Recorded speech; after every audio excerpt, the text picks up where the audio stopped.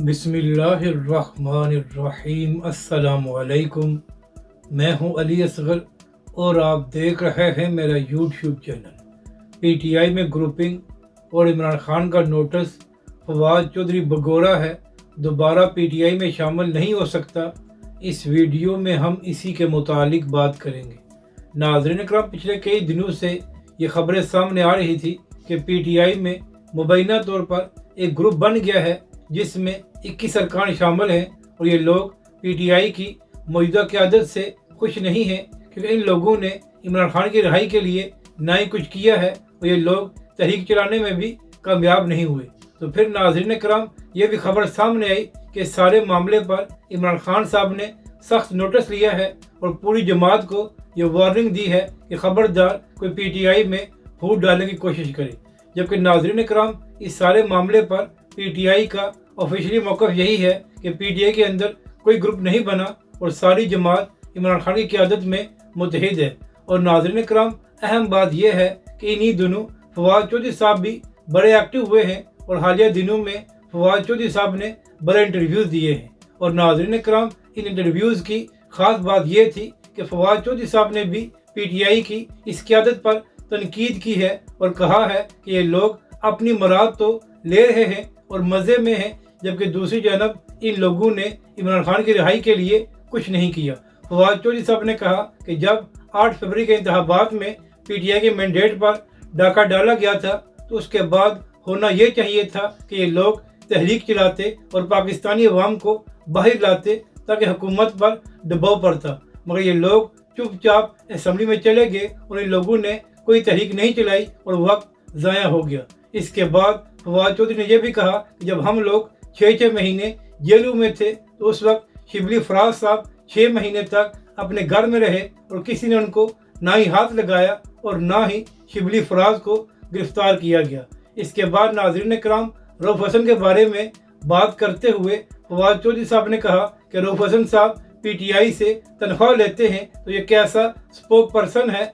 जो अपनी जमात से ही तनख्वाह ले रहा है। नाज़रीन कराम, फवाद चौधरी साहब ने कहा कि जब मैं जेल से बाहर आया तो मुझे इमरान खान साहब का ये पैगाम दिया गया कि इमरान खान साहब मुझसे मुलाकात करना चाहते हैं। तो जब इन लोगों को ये खबर पहुंची कि इमरान खान साहब फवाद चौधरी से मुलाकात करना चाहते हैं तो इन लोगों ने मेरे हवाले से इमरान खान साहब से कुछ ऐसी बातें की हैं कि जिसके बाद अभी तक मेरी इमरान खान साहब से मुलाकात नहीं हो सकी। जबकि दूसरी जानब फवाद चौधरी की बातों का जवाब देते हुए रऊफ़ हसन ने कहा कि फवाद चौधरी साहब बगोरे हैं और जब पीटीआई पर मुश्किल वक्त आया था तो ये पीटीआई और इमरान खान का साथ छोड़कर इस्तेकाम पाकिस्तान पार्टी में शामिल हो गए थे। और अब क्या वजह है कि अचानक फवाद चौधरी साहब को पीटीआई और इमरान खान साहब की याद आ गई है। नाज़रीन कराम, रऊफ़ हसन साहब ने कहा कि जब पीटीआई पर मुश्किलात थी तो उस वक्त फवाद चौधरी साहब 6 महीने तक खामोश रहे और उनको इमरान खान साहब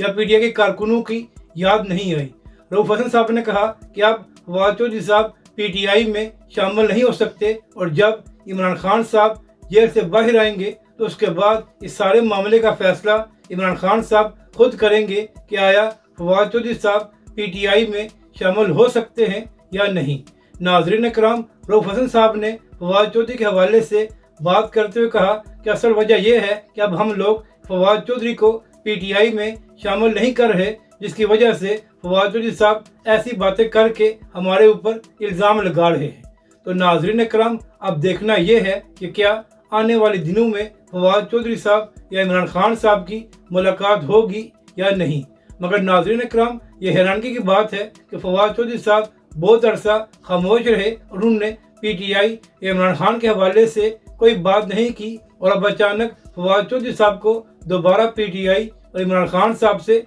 मोहब्बत हो गई है। नाज़रीन कराम, फवाद चौधरी साहब ने एक इंटरव्यू में ये भी कहा कि उमर चीमा और एजाज चौधरी साहब पिछले कई महीनों से जेल में हैं और सख्तियाँ बर्दाश्त कर रहे हैं, लेकिन जब उनकी पेशी होती है तो पीटीआई का कोई रहनुमा भी वहाँ पर मौजूद नहीं होता। मगर नाज़रीन कराम, यह सवाल तो बनता है कि जब पीटीआई ज़ेर आताब थी और इमरान खान और पीटीआई का नाम लेना भी मुश्किल हो गया था तो उस वक्त फवाद चौधरी साहब ने पीटीआई और इमरान खान का साथ क्यों छोड़ा था और अब अचानक फवाद चौधरी को दोबारा پی ٹی آئی اور عمران خان کی یاد کس طرح آ گئی ہے۔ ناظرین اکرام، آپ جو بھی کہیں، لیکن جب پی ٹی آئی پر مشکل وقت آیا تھا تو اس وقت رؤف حسن اور دیگر لوگوں نے ہی پی ٹی آئی اور عمران خان صاحب کو ڈیفینڈ کیا تھا، اور اس وقت فواد چودھری صاحب جو وزارتوں کے مزے لیتے رہے وہ خاموش ہو کر بیٹھ گئے تھے۔ اگر آپ کو یہ ویڈیو اچھی لگے تو اسے لائک اور شیئر ضرور کریں، اور ہمارے اس چینل کو بھی سبسکرائب کریں۔